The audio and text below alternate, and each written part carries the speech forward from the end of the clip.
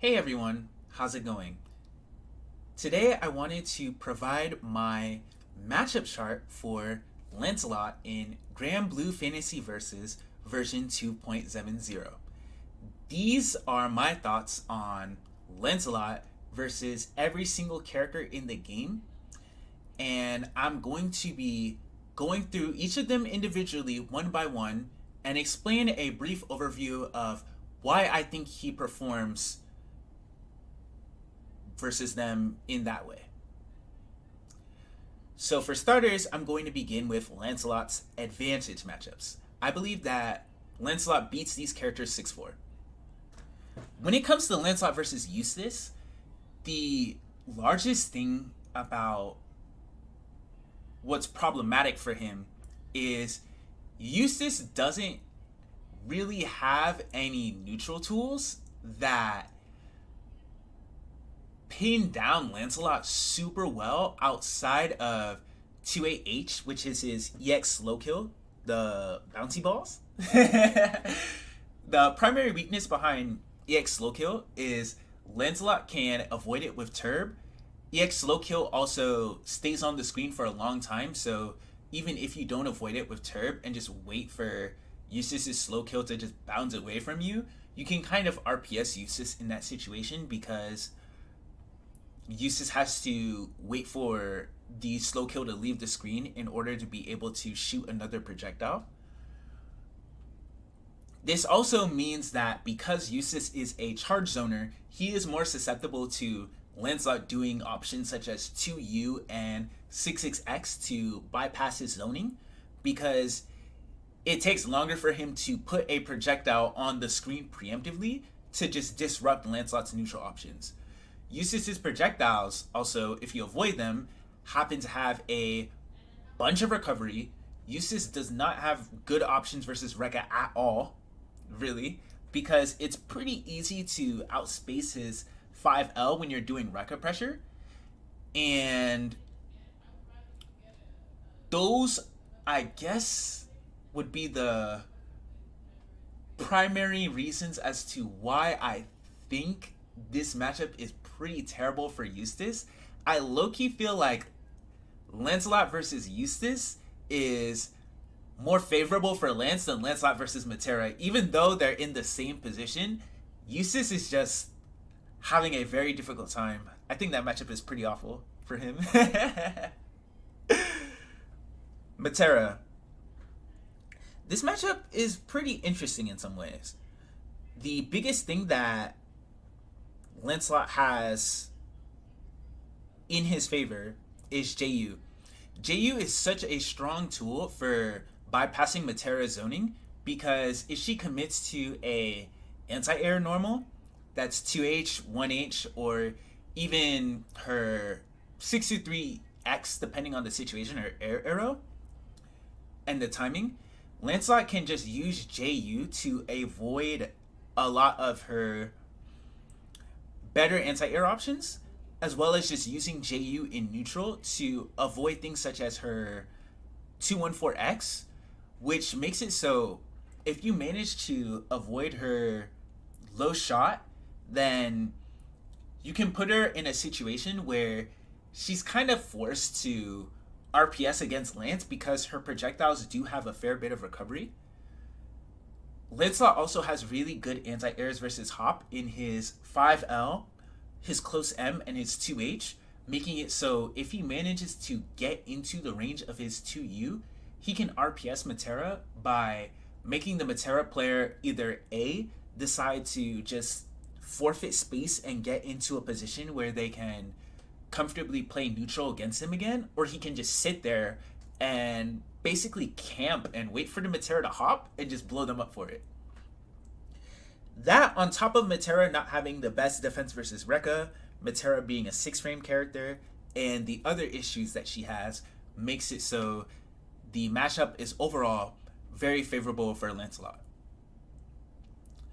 Okay, in the slight advantage category, I think that the biggest upsides that he has versus Katalina are Lancelot's 2U enables him to low profile both her Fireball and Droid on reaction, it's easier to do versus Fireball because you can just look at the cooldown icon for her Fireball, just wait for it to go dark, and then 2U.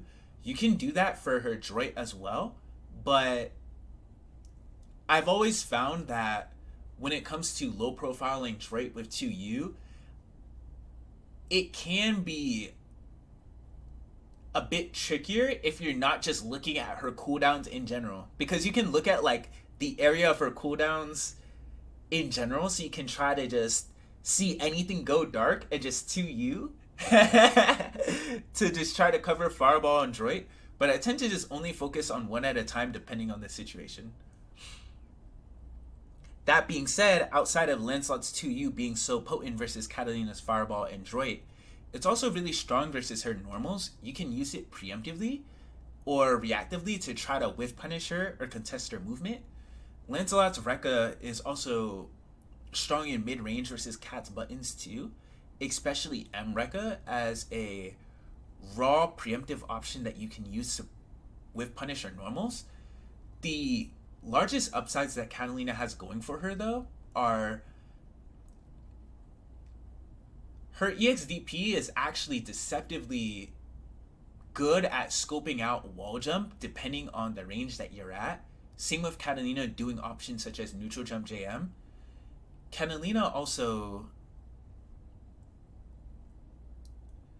has a very good JU in this matchup.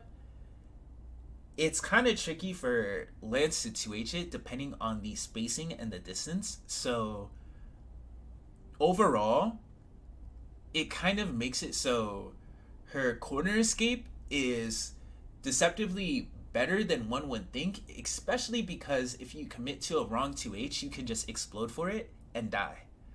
So overall, he handles her really well in neutral, and it's not difficult to pressure her, but she does have some things going for her that don't make it too terrible for her. Ferry. Basic gist of Lancelot versus Ferry is Lancelot is strong at pressuring Ferry, not just because she's a 6-frame character, but her responses versus Rekka and his ground game in terms of his approach on the ground and his grounded options such as 2U and Gorilla Blade are pretty difficult for Ferry to respond to. His air options are also pretty great in the matchup because you can do a lazy jump JH to make it so even though she can try to crush Lancelot doing a jump H with her close M, you can jump at her at ranges where she'll get 5M instead of close M, and she'll have to do something like a dash up close M to try to make her close M connect. But the difficulty lies from the dash up in that if you're lazy jumping at her and she dashes up too late, she'll get hit for it. So her most reliable anti-air option in the matchup ends up being EXDP, but that's pretty risky versus Lance because JU exists. So if she manages to EXDP in a position and Lancelot does JU, then she can die for it. That being said, Ferry does manage to have really strong Oki, especially setups and options that make it so Lancelot can't turbulence easily against her when she's running her 22H or 22L Oki. Generally speaking, as Lancelot, you want to do 22H if you read that Ferry's going to go for a throw, or do 22H in scenarios where you think that Ferry's going to do the instant overhead. Because if you 22H versus the instant overhead, you can come down with a JM into close H and actually punish her while she's still airborne. Lowain. This matchup is pretty surprising to see in slight advantage, but I actually don't think it's too terrible versus Lowain. This sounds like a matchup that would probably be 6-4, but realistically, the largest advantage that Lowain has is his backdash. His backdash makes it so he's very effective at avoiding Lancelot doing Gorilla Blade in mid-range or committing to 2U in mid-range, making it so that even though Lancelot's options for chasing him down are better than other characters, because Lancelot if the Lancelot player thinks that Lowain respects 2U or 6XX in a situation, the Lancelot player can just try to chase Lowain down or resort to using Wogenstrom, which is Lance's fireball. And Lancelot can also try to use 2U or 6XX on reaction to some of Lowain's summons in neutral. It still can be kind of difficult to use those options preemptively and carelessly in the matchup, because his ability to just avoid your options is deceptively very good. Outside of that, Lowain's ability to escape Lancelot pressure isn't the worst thing in the world. Lowain's options to RPS Rekka outside of EX Perry aren't amazing though, so he does struggle versus Rekka pressure, but he does manage to have options that are pretty good versus other RPS situations that Lancelot has, making it so Lancelot has to do things like delay EX Fireball, etc. Zeta. This matchup is funny. The primary reason as to why Lance versus Zeta is hilarious is Zeta does have a OS during Pogo, well, multiple option selects during Pogo that make it so she can blow up Lance for doing Turbulence during Pogo, but she still loses the matchup. She loses the matchup because her responses to Rekka aren't great at all. It's very difficult to contest Lancelot's 2U and his JH because his JH hits so high up, making it so Lancelot has an easier time punishing Beam's recovery than other characters if he decides to jump. Lancelot does have potent air stalls too, making it so if the Zeta player is careless with how they try to anti-air Lance with 2H, 5H, or 2-2H, then he can just make Zeta whiff for committing to them and punish her. 2-2H is a bit harder to bait than the other two options because it's so horizontal and vertical, but it's still something that Zeta has to be mindful of. Alongside all of this, Zeta also really struggles to use Rhapsody versus Lance because Lance has a 2-hit close H, EX Fireball, and just so many different pressure options that make it so if she commits to Rhapsody into any follow-up, generally speaking, Lancelot has a way to just fuck her over for doing it. So it's not really the greatest circumstance for her. Lancelot versus Narmaya. I think that this matchup is definitely slightly favorable for Lance. Narmaya, ever since her Setsuna got nerfed, it's a lot easier to just throw out Wogenstrom against her and much less risky to do so, because if she throws out Setsuna and you trade with the Setsuna when you do your fireball, she also still has a fair bit of recovery, so you basically end up winning neutral for free if you both end up having that interaction. That being said though, the greatest buff that she received against Lance is her 236L in Kagura, the Gorilla Slash. The Gorilla Slash being -5 on block is so good instead of -6. That makes it so if she commits to it in neutral situations, it's harder for Lance to just camp and press 2M like he used to be able to in the matchup prior. So it's harder to actually punish her for committing to a really strong option to shut down Lance for doing Wogenstrom in neutral. That being said though, her doing that in neutral still does carry a lot of risk against him. Alongside all of this, Narmaya, she doesn't have the best reward on non-counter hit anti-airs, so her ability to respond to turbulence isn't amazing, and she dies versus his strike throw in Genji in particular because she's a 6-frame character in Genji, as well as the fact that her 5L is pretty terrible in Genji, making it so she can't respond to Rekka well at all when her sword isn't out. But when she's in Kagura, she manages to fare a bit better versus Rekka, but the Kagura parry does have its own issues and troubles with it as well, making it so it can be kind of hard for Narmaya to actually escape Lancelot's defense. Well, Lancelot's offense. Yuel. I think that Lancelot slightly wins against Yuel. This is a matchup that is very much defined on letting Yuel do what she wants to do. Which sounds pretty strange to hear at a glance, but generally speaking, when you block a normal of Yuel's, doubly so if it's 5M in neutral, it's not really threatening at all for Lancelot.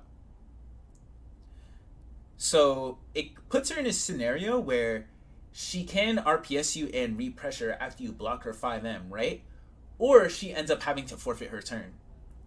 So not only can Lancelot preemptively shut her out from doing 5M with options such as 5H, trying to spot dodge it, doing things such as Rekka in neutral, doing things such as 2U, which can be kind of difficult for Yuel to avoid and contest. It's also non-threatening for him to actually just block her normal too and just RPS her after that situation.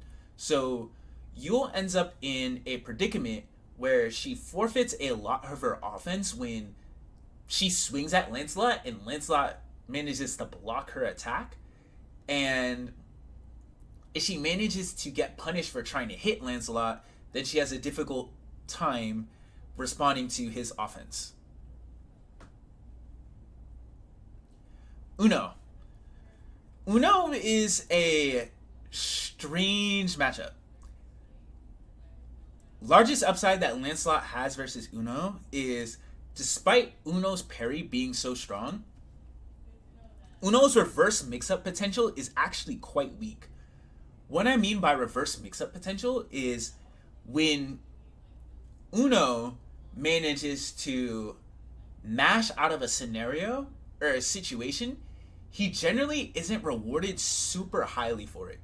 Doubly so because even though his throw is hard to tech on reaction, his strike throw in and of itself isn't the most amazing thing in the world, and it's not the most potent in terms of his overall damage output for being correct.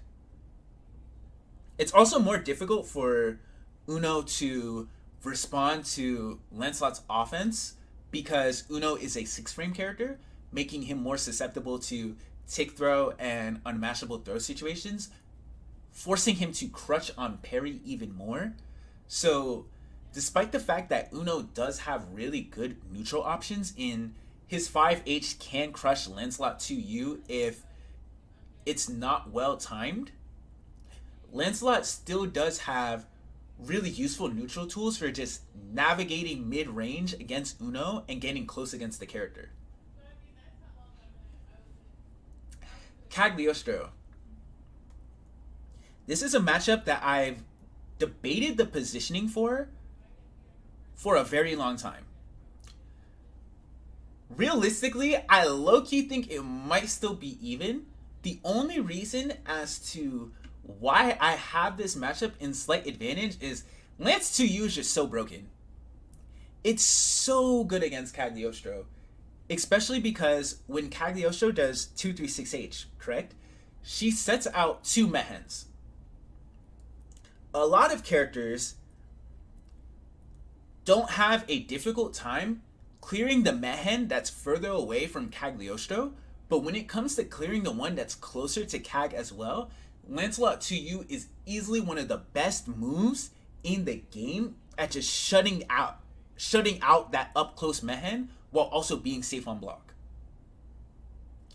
It just gives him a very potent response to a situation that other characters, such as Six, even kind of find really obnoxious to deal with. There are other reasons as to why the matchup is favorable, such as Cag having no reversal, making her more susceptible to Rekka pressure and just strike throw in general. Even though her reward from doing fuzzy 2-2H against your strike throw is really high. Cagliostro also, she doesn't have the safest cancel options. So if you're running Rekka pressure against her and you manage to be hit out of your Rekka pressure, or you manage to block her attack, then you're able to comfortably RPS her after that, because if she commits to a cancel option, depending on what it is, and you block, then she dies. So she doesn't really have the best answers to the common situations that Lancelot wants to enforce.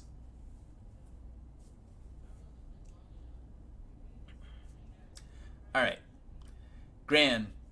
This matchup is definitely bizarre, because a lot of people would probably put this matchup in slightly disadvantageous for Lancelot, but I believe that it's even. I think that because Gran doesn't have the most potent offense, and also because Gran's neutral tools are a bit easier for Lancelot to avoid than his more difficult matchups, such as Charlotta, Vira, and Belial, I feel like that primarily alone enables Lancelot to, I wouldn't necessarily say take more risk against Gran, because if you take risk versus Gran, you can explode for it. But I would say that the neutral is definitely less volatile or difficult to respond to than Lancelot's more problem matchups.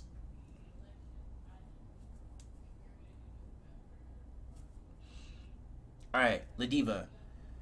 Lancelot versus Ladiva.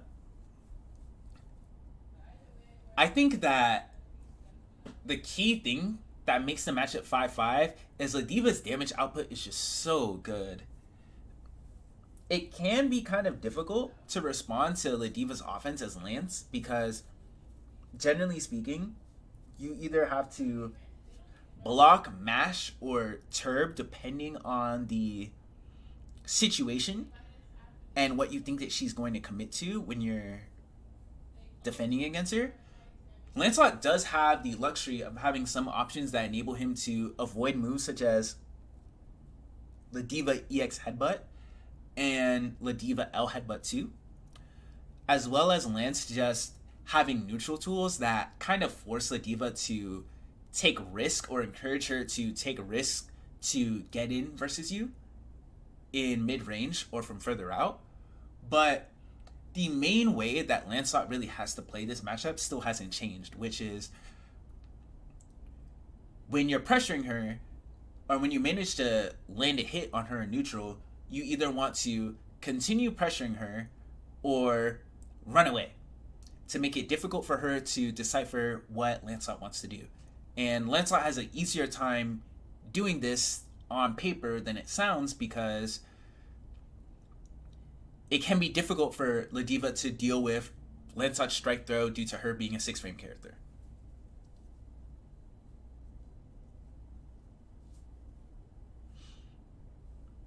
Soriz. This matchup is definitely cursed. It's pretty hard because if Soriz manages to just knock down Lancelot, then you can explode. Pretty hard.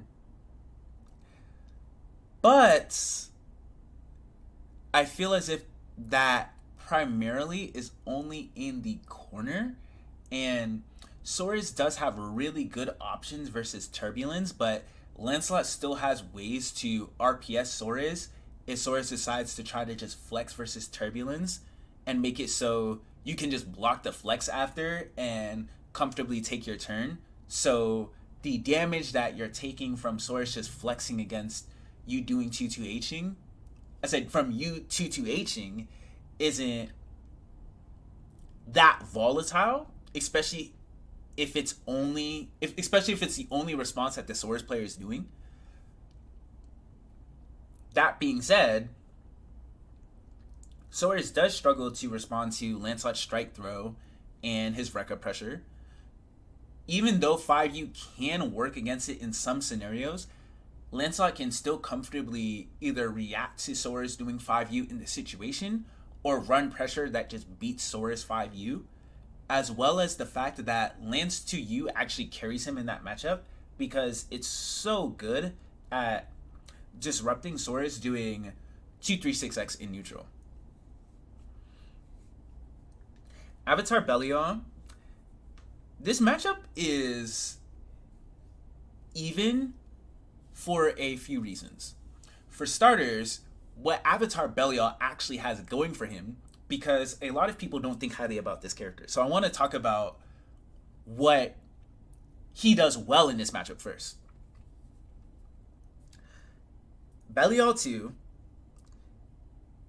his flight is very difficult for Lancelot to meaningfully punish outside of Lance doing 2-2-H JM to try and punish command grab.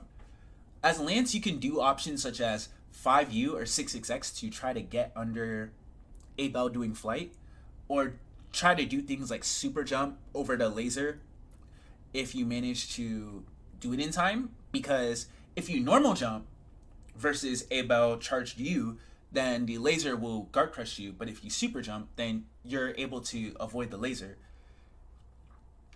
You can also try to avoid the laser with Lancelot Turb. I think it's best to use 2-2M to try to avoid the laser, but even though you have all these really good options for avoiding Abel flight, such as the laser, dive kick, and command grab, you don't really have that many ways to outright punish him for the actions that he commits during flight. Because you don't have a far-reaching air-to-air normal, a DP, or just something that enables you to easily punish the flight command grab outside of just using 2-2-H. So it can be kind of difficult to gain a huge amount of reward for responding properly to the flight RPS that Abel has, especially because he can recover so quickly from some options depending on which you commit to. The damage race is also very good for Abel too. If Abel manages to hit Lancelot, especially because Lancelot is a low damage character, he's able to play very comfortably in the damage race. The largest downside that he has in the matchup is he's made of glass. So if Abel manages to fuck up, then Lancelot can just make him explode, which does actually work really well for Lance. That's why I think it's pretty even. Percival versus Lance is even because they're both Dragon Knights.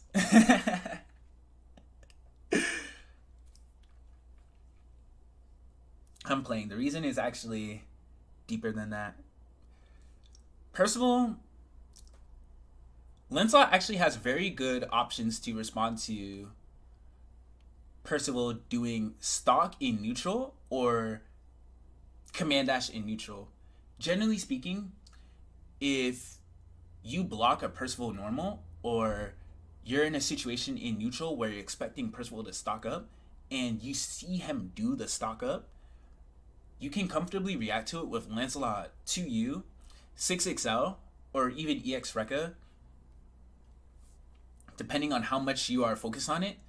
EX Rekka can be kind of hard to do. You can try to do shortcut EX Rekka in some situations, but I generally end up doing 2U or 6XL. You can also just preemptively 6XX if you think that Percival is going to commit to a stock in neutral, and it's pretty beneficial for Lancelot to do that because Percival's Gunflame, his 236X, doesn't have the most amazing hitbox, so there can be situations where if you do Gorilla Blade and Perk does his fireball, you can still clip him because the upwards tip of the blade will like still hit Percival's extended hurt box from the fireball. So it can force a trade that ends up benefiting Lance in the long run.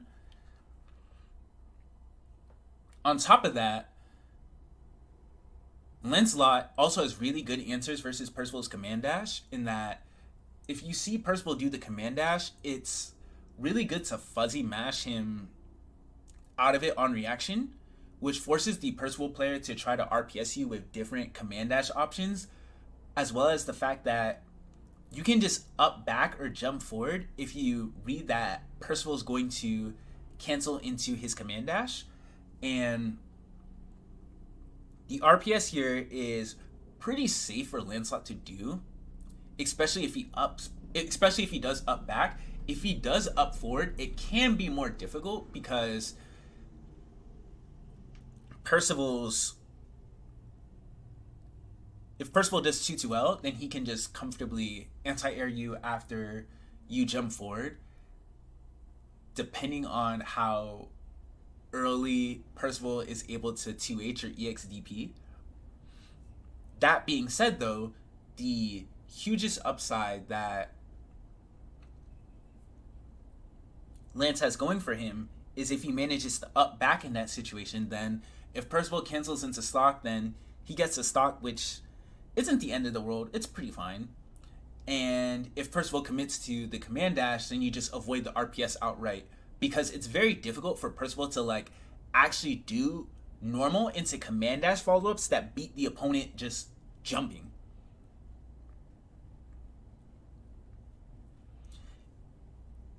Djeeta, I used to think that Lancelot slightly won this matchup.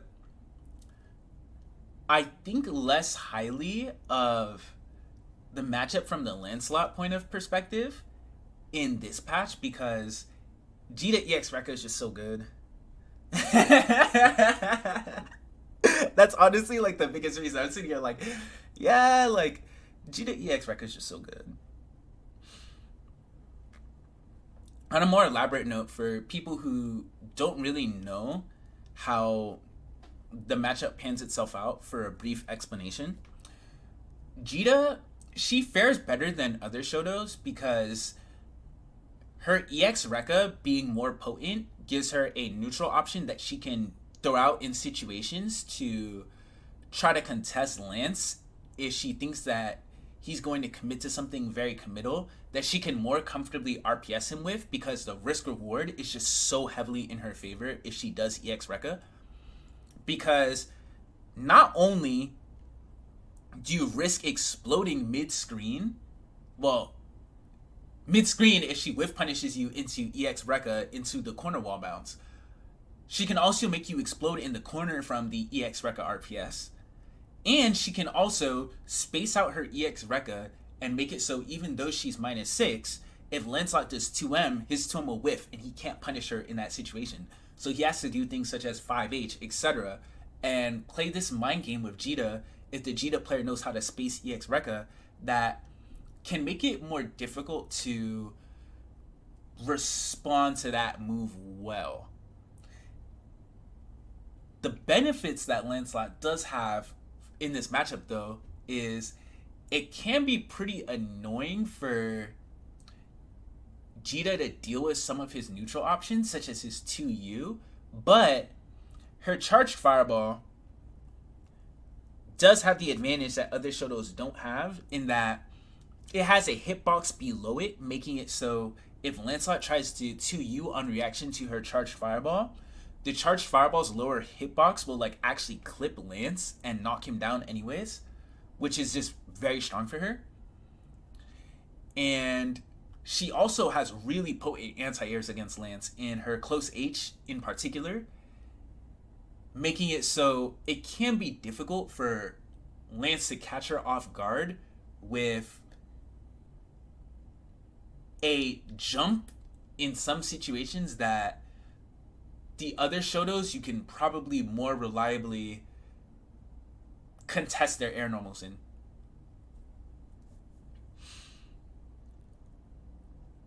Six is an interesting case. I think that a lot of Japan thinks that Lancelot loses to 6, as well as Jerry. Jerry thinks that Lance loses to 6 too.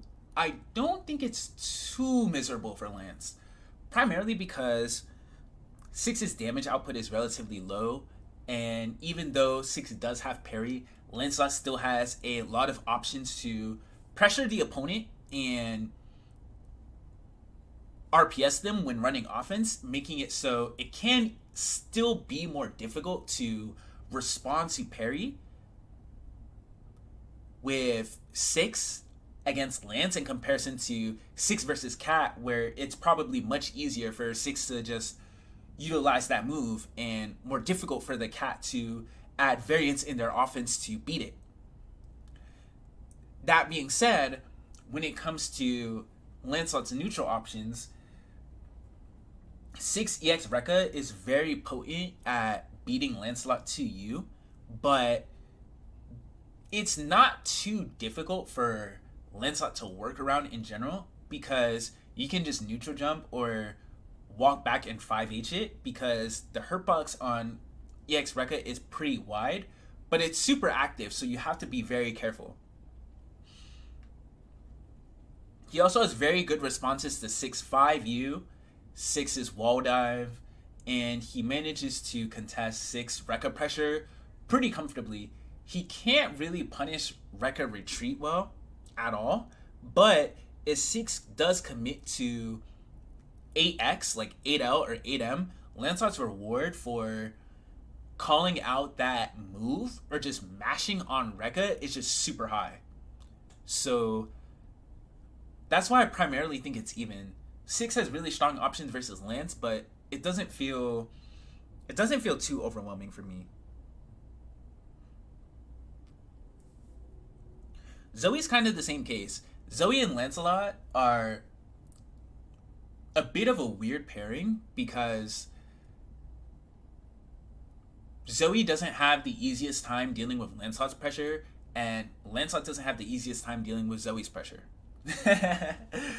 Zooey does have some fantastic options versus Lance. Her 623H, which is her EX DP, and I say DP in air quotes because it's not a true reversal. It's super good at just blowing up Turbulence outright. Even if Lancelot commits to the stab, she just avoids it and manages to punish Lance. Zooey's Dragon Oki can be pretty difficult to defend against, especially because it shuts down Turbulence pretty reliably, but Lancelot does have it a lot better than other characters because he can try to RPS her with wall jump in some situations, or if Zooey cancels into 214X, then Lancelot, if he's further out, can try to do options such as 5H or 2U to punish Zooey for trying to poorly space the move. So, in general, I think that both characters manage to have options that are very good against one another. So, my perspective on that matchup has not changed since Season 2 in general. Lance versus Bubs, I still feel like this matchup is even. It can be pretty difficult to play because Bubs has a lot of potent air and ground options.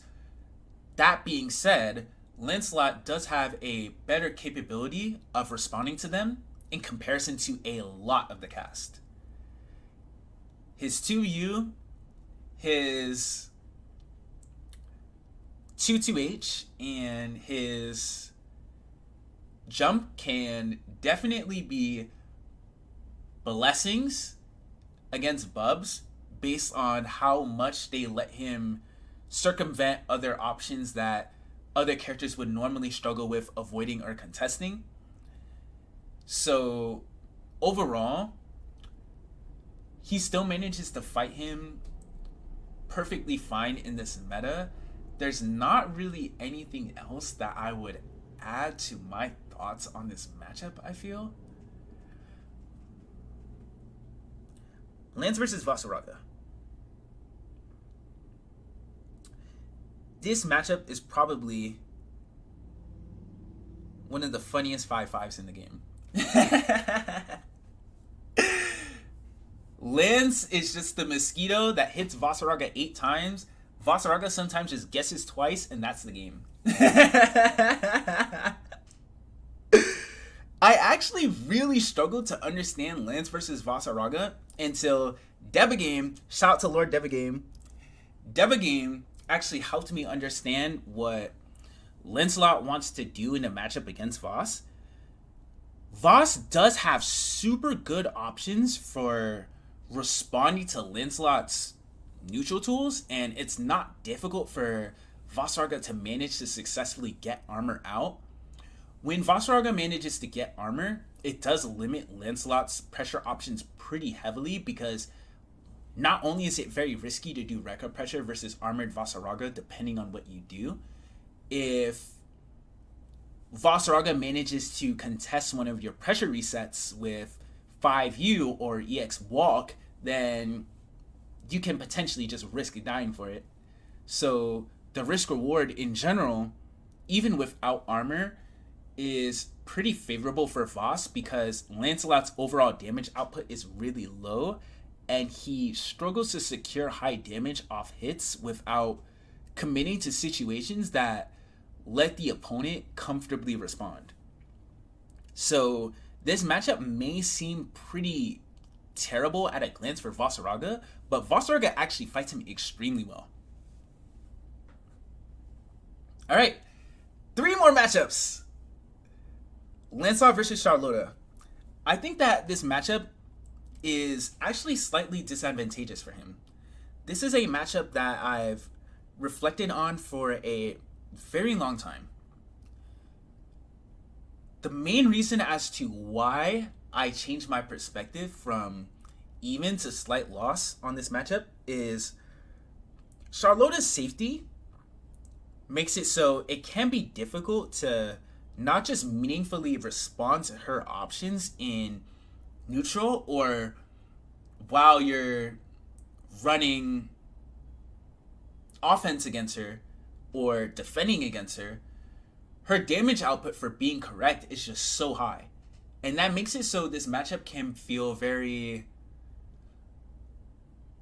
volatile to play if you're not comfortable with just trying to understand what the Charlotta player wants to do and taking risks that may not be mathematically in your favor, but depending on the situation, you think they'll pan out because the Charlotta player is either expecting another option or they're just not comfortable to utilize ball in this scenario.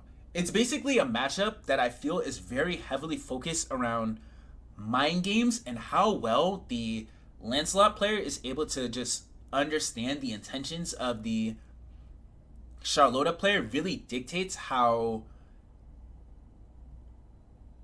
much success Lancelot is able to have in this matchup in any setting, whether it's casuals, tournaments, etc. Vira. This matchup is actually pretty surprising to have in slight disadvantage. The primary reason as to why I think Lancelot slightly loses versus Vira is 2-4H and 5H are just so good. Vira 5H is strong versus Rekka pressure. It's strong versus Lancelot 5U. It's strong versus Lancelot approaching you in general. It's strong versus basically Lancelot doing anything, really. It's a really potent move that can be difficult to whiff punish or respond to properly from the Lancelot player. Same with Vira's 2-4X to a degree where I honestly feel like if you're playing against Vira in neutral as Lance, your best bet is to try and have a Wogenstrom out if you can, because if you manage to successfully get a projectile out, then it kind of renders Vira's normals less effective, so you have more breathing room and comfort with how you just approach or, at best, manage to win neutral and pressure her.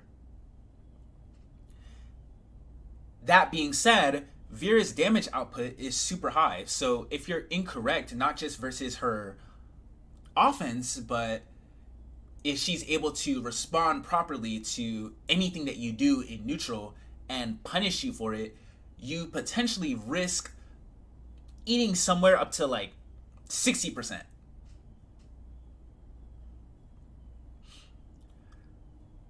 Last but not least, Belial. This is Lancelot's worst matchup in the game. I felt this way ever since the middle of season 2. So I would say around the time that Eustace released, I felt that Belial was Lancelot's worst matchup. To a point where I felt so lost in the matchup that I actually ended up asking Score for help. And essentially what Score told me is, you can't really do anything but try your best to take the initiative against Belial. Belial is so good at responding to any of Lancelot's options in neutral that your best bet is to try to just hit him with a 6xx, manage to get a Wogenstrom out, which is your fireball, or manage to whiff punish him or check him moving forward with Rekka, or to you even.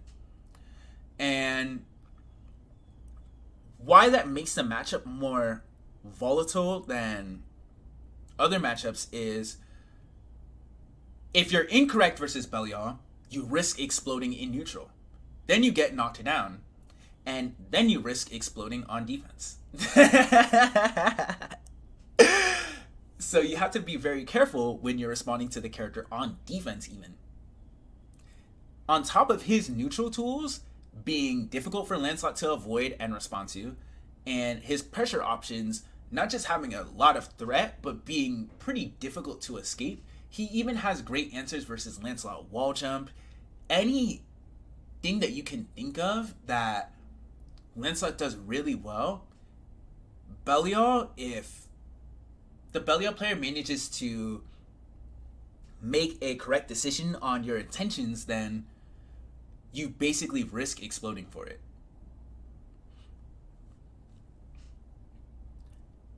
So yeah, I really hope this video wasn't super long, but that is my condensed thoughts on Lancelot versus every character in Grand Blue Fantasy Versus.